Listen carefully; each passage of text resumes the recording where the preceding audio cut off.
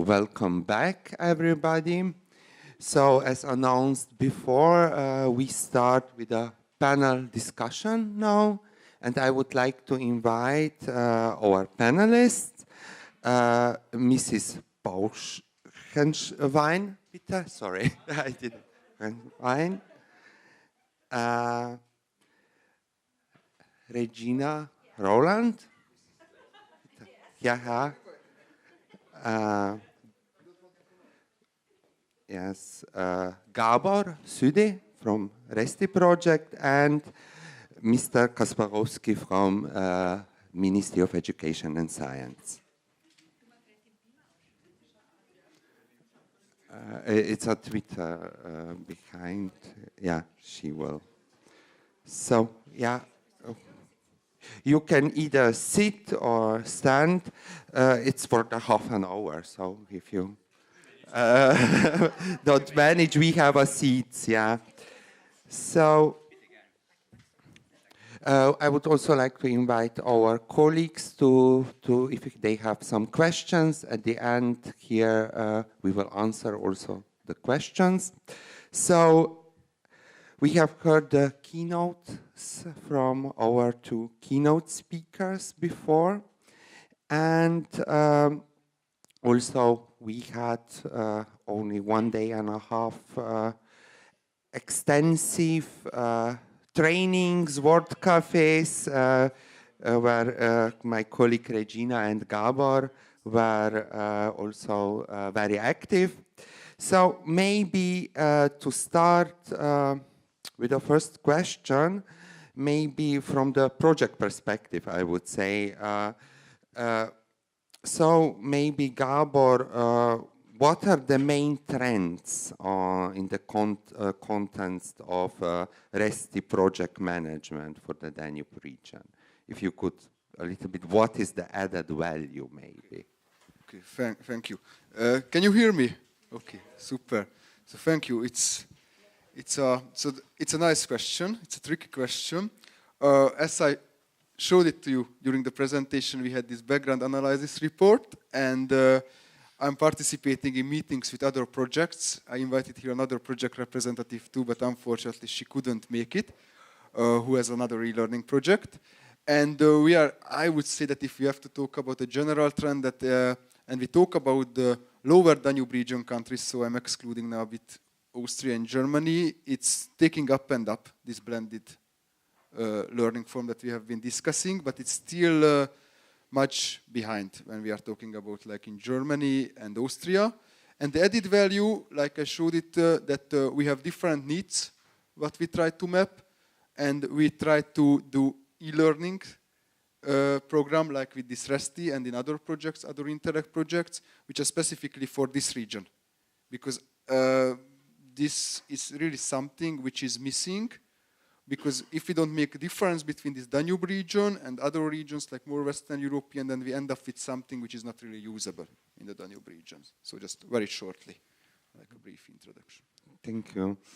Maybe Regina, why do you think that we have, okay, it was already mentioned before how we did this curriculum. We had surveys with almost 1,000 respondents. We have 200 interviews.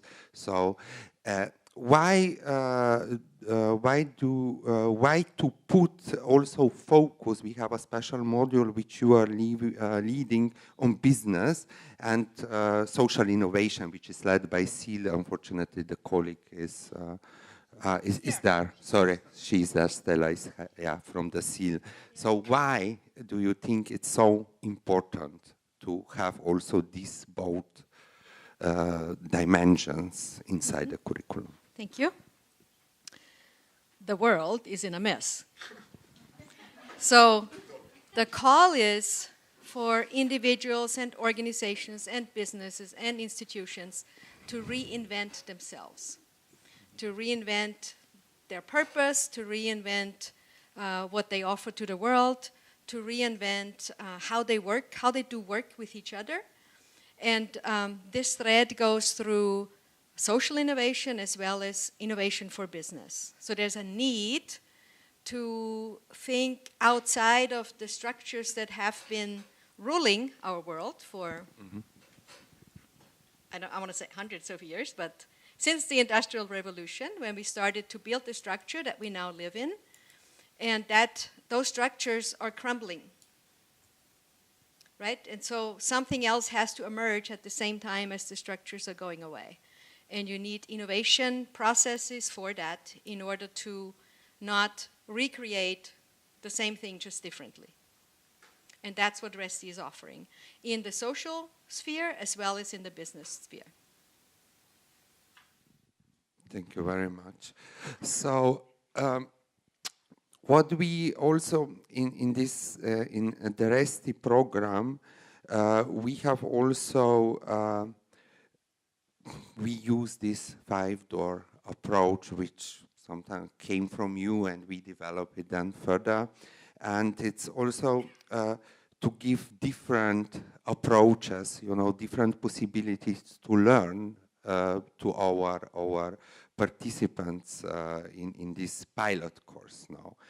We are talking about the pilot course. This was mentioned several times today and yesterday, because we will get feedback from our participants, and then we will improve, fine-tune the content, or also doors, or you know, our approaches. But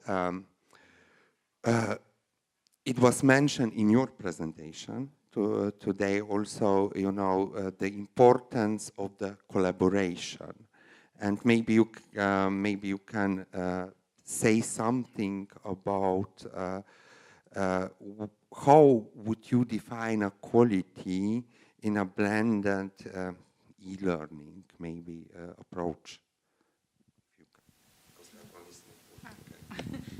No, it's okay. Okay. Quality in collaboration. I believe the most important part in collaboration for me is that the learners and the students feel responsible for their collaboration. So that it's not done by us, but it's done by them. And for example, I told you that we are using Slack, and last May we had 3,000 contributions during 1 week in Slack. And I believe that maybe 200 or 300 were in the teachers' channels, and all the rest were in private channels and groups of students, because they were working together in projects. And that's one aspect. So they should be responsible, because then they want to have a good result. And on the other hand, of course, they come to university because they want that we lead them, that we support them. So it's also important for the teachers that they observe what students are doing and don't disturb when they are doing it good, and give feedback when they see that something is missing. And therefore, maybe I love online learning so much, because I can watch what my students are doing, and they don't have to do anything when everything runs well. So this monitoring process is a lot of work, and I'm waiting for the teaching bot, because it could do this work for me.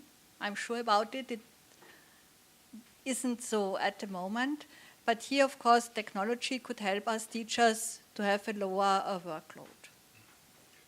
Thank you very much. Maybe we have one of the doors is dedicated to such a thing. So this is, if I understand, it's Plaza. So maybe talk about it a little. So during the pilot time, we do have the ReSTI Plaza for that interaction to happen. Also, the 5-door approach allows for that independent learning, and to call in the network that you all know now. You have gotten to know these other people that are part of your network, to call upon the network to help out with some of these newer concepts. Because you're right, the teachers might not know everything, right?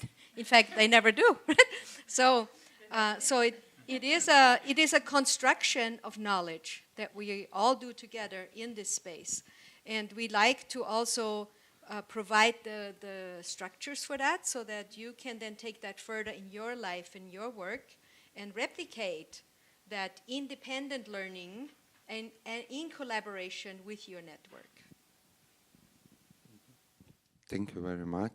So maybe now from the policymakers' perspective, our Austrian Federal Ministry of Science, Education and Research is very active in Danube strategy. So it's like a motor, I would say, with a lot of inputs when it was done also in all these Interreg programs, because at first they are programmed on the ministry level.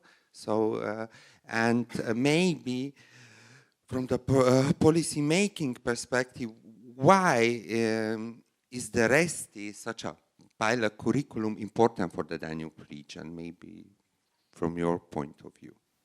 From the point of view of the state, and I should say the states, it is very, very important to draw the attention to what is the outcome, what is the general outcome of an activity, not so much in detail, it's very important, but it's not our task.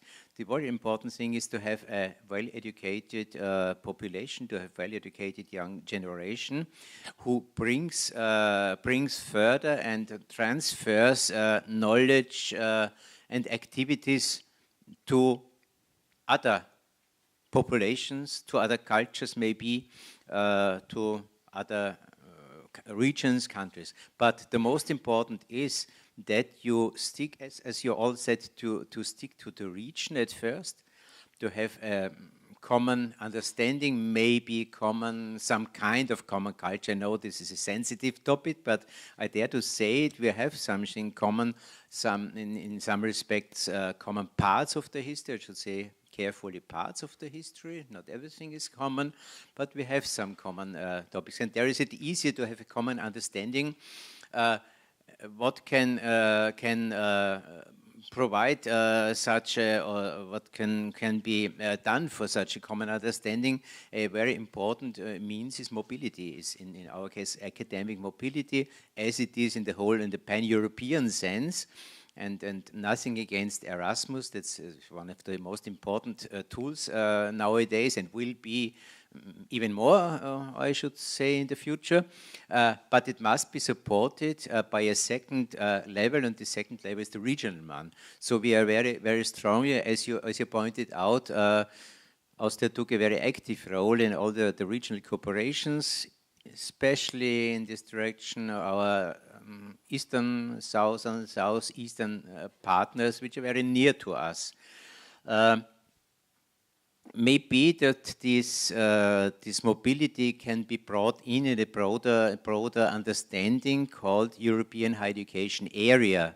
We have a European Research Area, a European Higher Education Area, which is not identical with the EU area, but it is bigger than this, comprising, 2/3 or more of the European countries, non-EU countries, which is very important in that cooperation. So we try to bring in a common understanding what is studying, what is the quality of studying, what are the common understandings of a European university, of a European kind of studying, what are the main assets of mobility, of academic recognition in the broader sense of recognition. That means I appreciate the other institutions, not only a formal recognition, but only appreciation. And then maybe official the European area still exists, but in reality we have a lot to do for the next years. Thank you very much. As regard from the academic perspective now, we had project, policy perspective from the academic, this means universities, higher schools. How universities will transfer the results of the project? How it is possible, how this knowledge will be used later? From not just involved university, but it is funded by a project, and it will be available for everybody at the end. So it may be, Regina, if you could. Okay, I can take that. Thank you. So the program is designed to stand alone, first of all. But it is also intended to be an opportunity for blended learning. So individuals, once the program goes live in fall of 2019, the program can be used by individuals. Anybody who can find it can actually go through the activities and learn in that way, as you will be experiencing, can invite all their friends. It has a Creative Commons license, so it's open to the public. It has a little bit of a restriction that you can't use it in a commercial way. That makes sense, right? And institutions or groups of people or NPOs and NGOs can use the whole curriculum and the setup as a scaffolding, so as a background for a training that they would like to design. So they could go out and train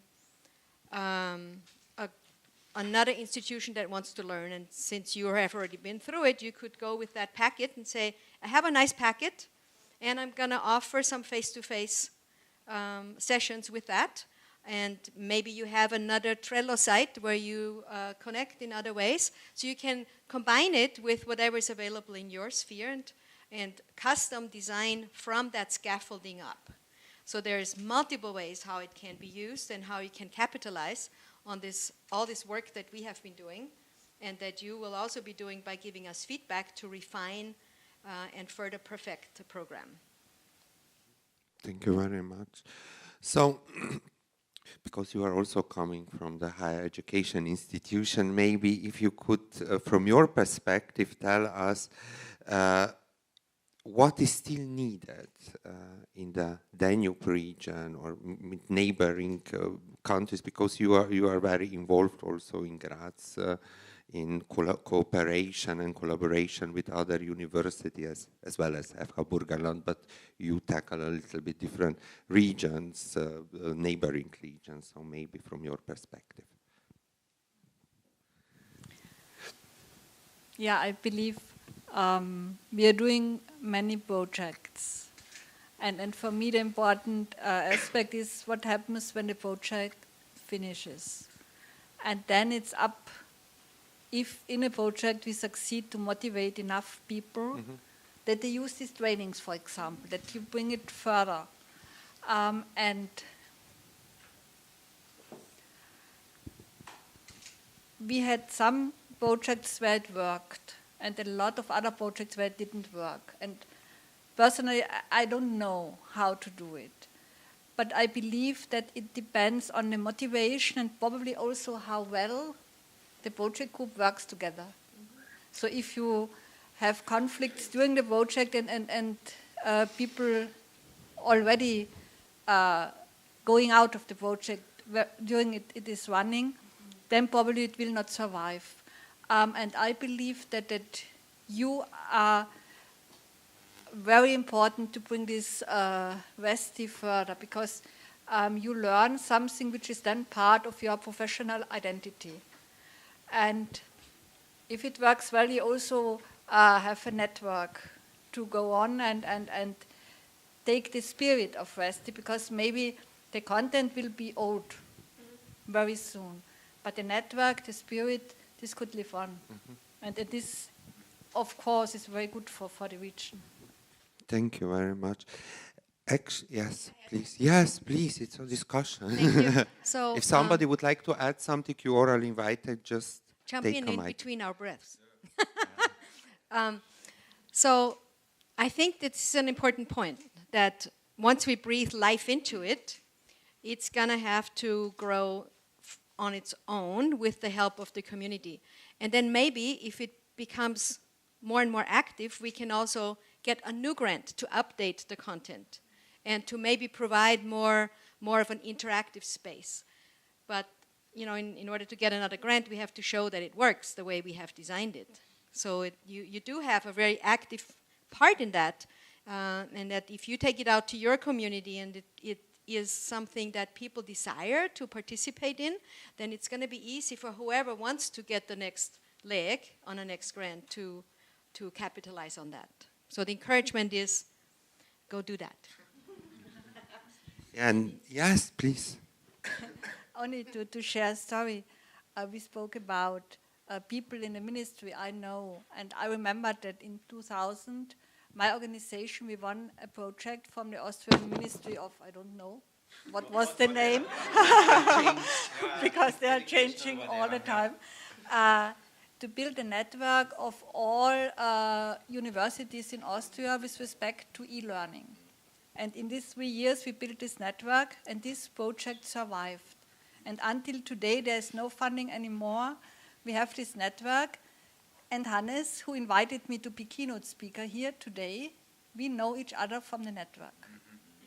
So this, and okay, we also get a little bit of money, of funding to do something, but the more important thing is that you know people, and you connect with them, and you can include them in your work. Yeah. Yes, please. Also adding something to this topic, even we have a network on a statal basis, the NARIC network, that is a network of academic recognition information centers. They do not recognition, but they are recognition information centers. That means there are some points where you can have the first information, where you can be directed to the real authority competent. And the added value of this network is that we meet each other at least once a year, but that we have a constant email platform embedding each other in concerning the knowledge, have good contacts. We know if we know something on Georgia, on Azerbaijan, whatever, we can very informally come to them, what would never be possible by diplomatic channels.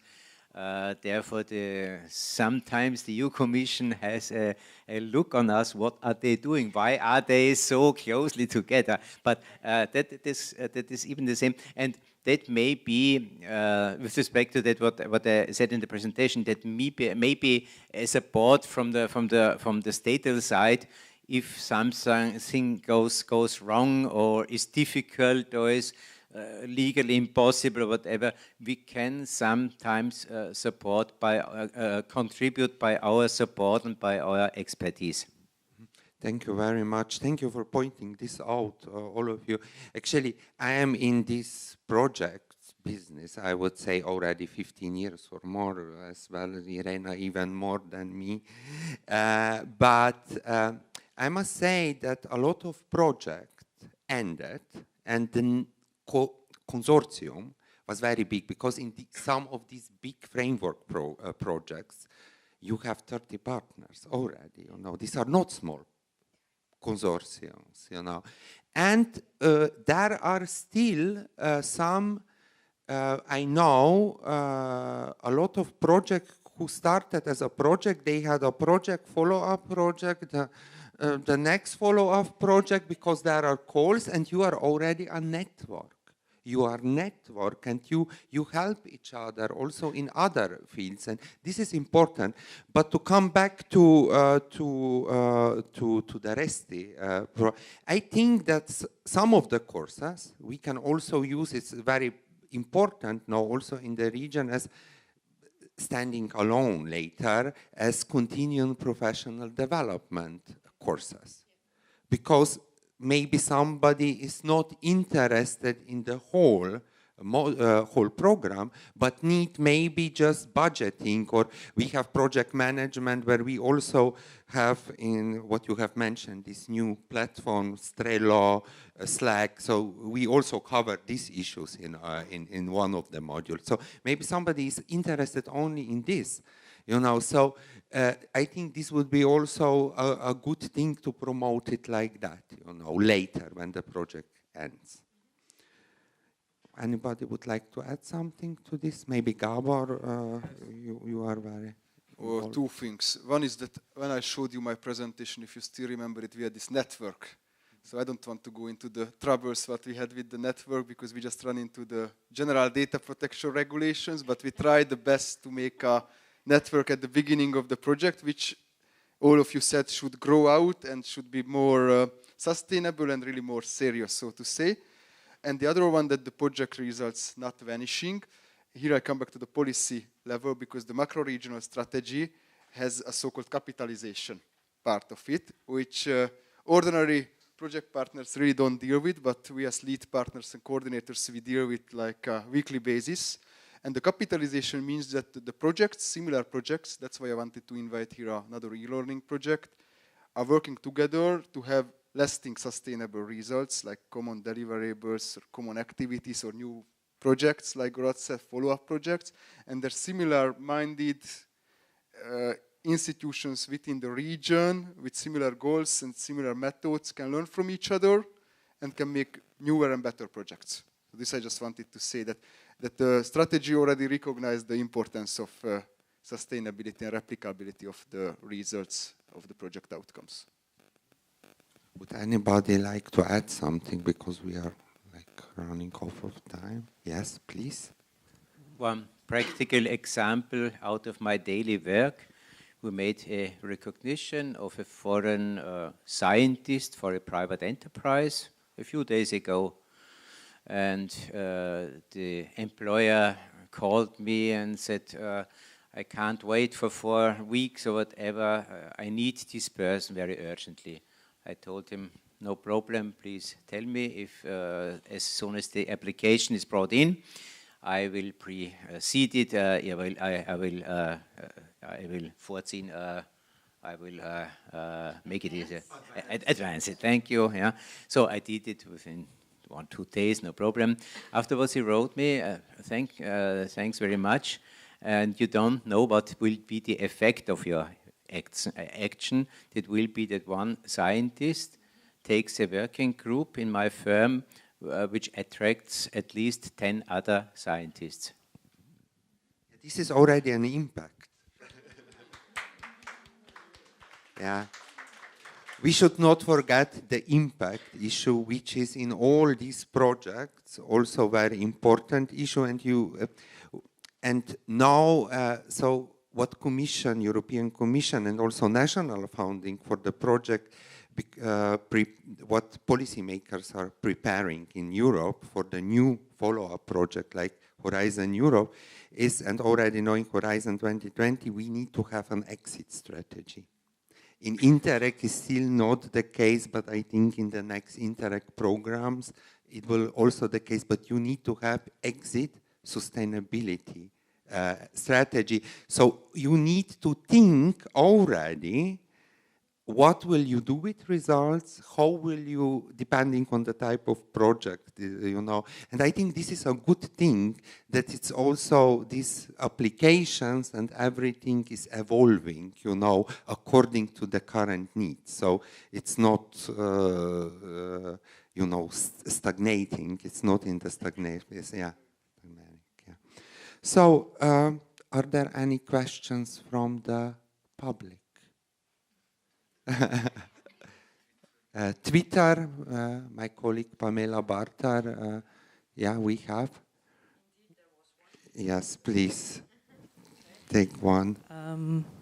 Well, there was one colleague asking if the learning material of the ReSTI.academy pilot course will be available after the training has ended for further use, and will it be free of charge?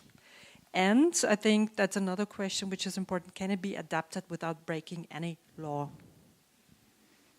I can take it. Yes. Thank you. So the licensing is Creative Commons without the permission for commercial use and without the permission to adapt.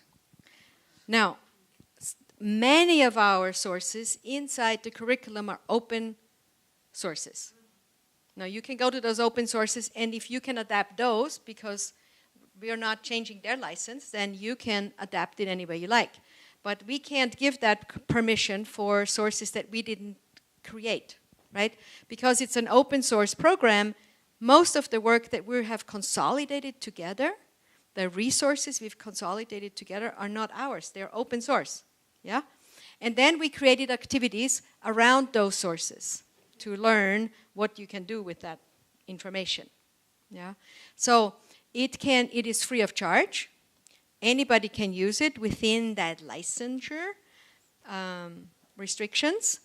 And there's a little bit about the commercial use. It's not quite clear. But for instance, if you were to do a training and you use the ReSTI as a scaffolding, it is in our own best interest that you go out and spread it and use it and get feedback from other people, and they can spread it. So you can charge for your own time. You can't charge for the curriculum. Yeah, but you can charge for your time that you spend doing the training, the face-to-face time that you're there. Just can never say this is for the ReSTI curriculum, because that's free. Yeah, that was paid by the as we say, European taxpayers, where the money is coming, yeah, where the money for this program is coming, yeah. So, and in case of countries, it's there from IPA funds from some countries. So, and it's a budget, yeah, which is public. So, any other questions? No more questions from Twitter, but maybe there are some questions from the audience. Your chance. I will bring you the microphone. Go for it. Okay. So that's my dear colleague Claudia Kummer from FHB. Yeah, thank you for the interesting discussion so far. And I'm thrilled at having people together here from the one side of learning, from the other side of project management. And I would actually be interested what similarities or which connections and parallels you see between skills of e-learners, so people that have to digest and work on content online as a learner, and project managers. Do you see any similarities at skills that people should bring to that situation, either learning online or managing projects? Who would like to take a question? I'm not sure that I'm the most, what is it, but I took e-learning courses, I'm doing project management, so if you want a really practical answer, that I think flexibility, adaptability, and very good time management that you need when you want to be a project manager. Adaptability, flexibility, and time management, and I think that's both for project management and both for e-learning, but yeah, and you need to also have a wish to experiment, you know, because you need to try always the new things out. Not every project is different, you know, there is no recipe. So especially in this program we establish, you will receive tools, actually. Different cases, different good practices, but how you will do it at the end, it depends on your partner, on the environment, and we should not forget it's also about the intercultural competence. So this is also what a project manager needs to have, because not dealing project management work in another country means something else. So here in the region, as our keynote speaker mentioned before, we had some similarity, I would also say, in the culture. It's neighboring countries. But actually, I was for example, 2 months ago in Brazil, and I had a 2 days workshop, and they never used Post-its. Can you imagine? In Europe, you go to Brussels, you have everywhere Post-its, you know. They didn't know the method. They heard about it, but they are used on different methods. So this is also intercultural issues, you know. You need to know these things. Yes? Another similarity, I believe that you should reflect upon how you manage projects and how you learn online, and to think about what works for you and what don't work for you. So for example, I did some training in project management, and then I tried to do the project management according to this training, and it was a lot of time for nothing. And I skipped it away, and now I deal with projects as I did before the training, and it works. So it must be good for you. And it's the same with e-learning. I want to add that it's important to be flexible on picking up new tools all the time. The time is over where you, oh, now finally I mastered Trello and I'm going to use Trello forever and ever. That's not going to work. Like there's constantly an evolution of what's available on the market, and all the partners in a collaboration have their own tools and everybody wants to use their own. And so there's always this kind of pull. Who is going to win? Which tool are we going to use? Therefore, you have a coordination in each project. Yes, thank you, Gabor. But that's a skill to pick up, like to be fast on learning and not tying yourself down too much on one particular way of doing the work. Thank you. Yes, please. Yeah.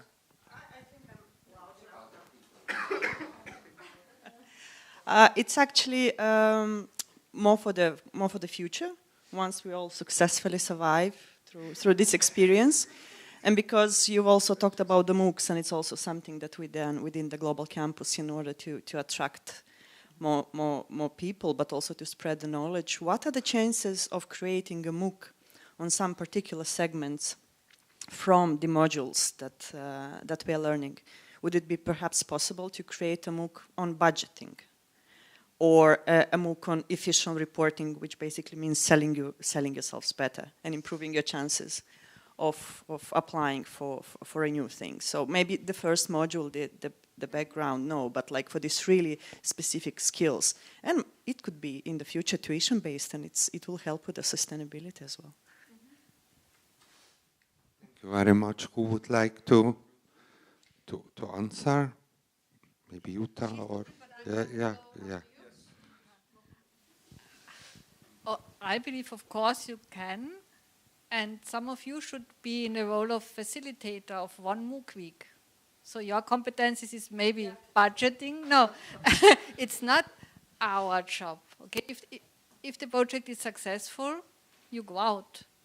You do your own stuff. And if this idea emerges, of course, you should do a MOOC. And when you presented the project, I thought, such a small group and such an interesting topic, why isn't it a MOOC? Yes. I would be very short. It can be a possibility. But that is the invitation. Like individuals or groups or institutions use the ReSTI program or a class, a course, or a whole module as a background for taking it further. So if you, the three in the front, for instance, want to do a MOOC, more power to you, right? So the exploitation issues, I think we discussed it before. So exploitation of project results, yeah. But by the way, that word cafe that we just had in the morning, it's nice because we could see this pattern, like budgeting came up most, or like policy together with practice. So it's also feedback that what is really good to have a MOOC, because we shouldn't make something which is not taken up. And it requires lots of work to make a MOOC just out of one course of the budget. So it's a possibility, but it needs the steps until there to reach there. So once we have to see the real interest, and then comes the real work after it. Okay. Would anybody like to add something from panelists? You would like to add something? Good, Regina. I really enjoyed working with you all. It was fabulous how you worked in the cafe this morning. I could really sense that people were leaning in and interested, and that you also had value in being here. So thank you for that leaning in. It's really important for us to feel successful with you that you participated so well. So thanks. Thank you. So, One sentence. Yeah. And I just want to second Regina and would like to add that I also saw that, of course, that you are well experienced, but what is even more important, that you are enthusiastic. So don't lose the enthusiasm. If there are problems, come to us, but stay enthusiastic and strong. And I would like to thank again, like Regina, that you are here with us.